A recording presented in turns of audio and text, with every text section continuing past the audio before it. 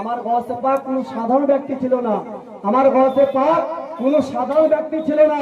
সেই গৌসে পাক এমন একটা দিন, মানে এমন একটা সময়, মানে সমস্ত মুরিদগণদেরকে নিয়ে কিছু আলোচনা করতেছিলেন, কিন্তু সেই জায়গাটায় আলোচনার মধ্যখান থেকে আমার গৌসে পাক বলতেছে, আজকে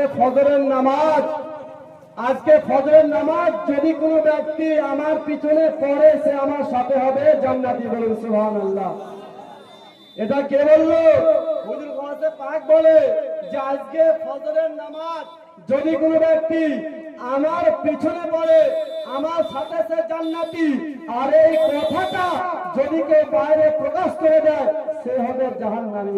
ওদিকে হিন্দের ওলি খাজা গরিবে নওয়াজ খাজা মুঈনুদ্দিন চিশতি আলাইহি রাহমাতুল্লাহ জুবান, ওদিকে কারা কানে এই আওয়াজটা চলে গেছে। তিনি সেদিনকে রাতের ঘুমকে হারাম করে, রাতের ঘুমকে ত্যাগ করে দিয়ে তিনি প্রত্যেকটা বাড়িতে বাড়িতে গিয়ে বলতে শুরু করে দিয়েছে। বলুন সুবহানাল্লাহ। এখানে একটা চিন্তার বিষয়, তিনি তো আল্লাহর ওলি খাজা গরিব নওয়াজ, ইনি একটা আল্লাহর ওলি, উনি গৌসে বাগদাদ, তিনি একটা আল্লাহর ওলি। ওদিকে এক ওলি বললো যে আমার পিছনে পড়বে সে জান্নাতি হবে, আর যে বলে বলে বেরোবে সে জাহান্নামী হবে। আর এদিক থেকে খাজা গরিবে নওয়াজ আল্লাহর বিশিষ্ট ওলি হওয়ার পরে বাড়ি বাড়ি বলে দিল রহস্যময়। দেখেন আল্লাহর ওলিদের পাওয়ার দেখেন কেমন। তখন খাজা গরিবে নওয়াজ যখন রাতের ঘুমকে হারাম করে দিয়ে প্রত্যেকটা বাড়িতে বাড়িতে গিয়ে বলতে শুরু করে দেয়, আর বলার পরে পরের দিনকে ফজরের নামাজে দেখতেছে আমার গৌসে বাগদাদ বলতেছে, হে আমার সমস্ত মুরিদেরা তোমরা শোনো, আজকে আমি তো অন্য দিনকার থেকে আজকে আমি এমন বেশি মুসল্লি কেন দেখছি?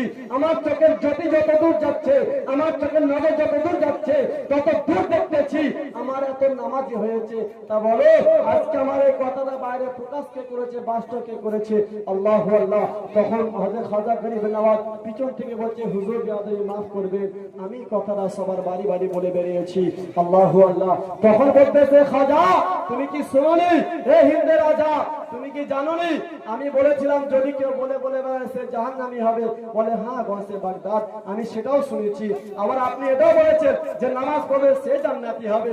তো আসলে আমরা সেই ওলির একটু আমরা ক্ষমতা পাওয়ার দেখে নিই। তখন ওদিকে আমার গৌসে পাক বলতেছে, হে খাজা গরিবে নওয়াজ আমি বলেছিলাম যে বলবে সে জাহান্নামী হবে, কিন্তু তুমি কেন বলবে?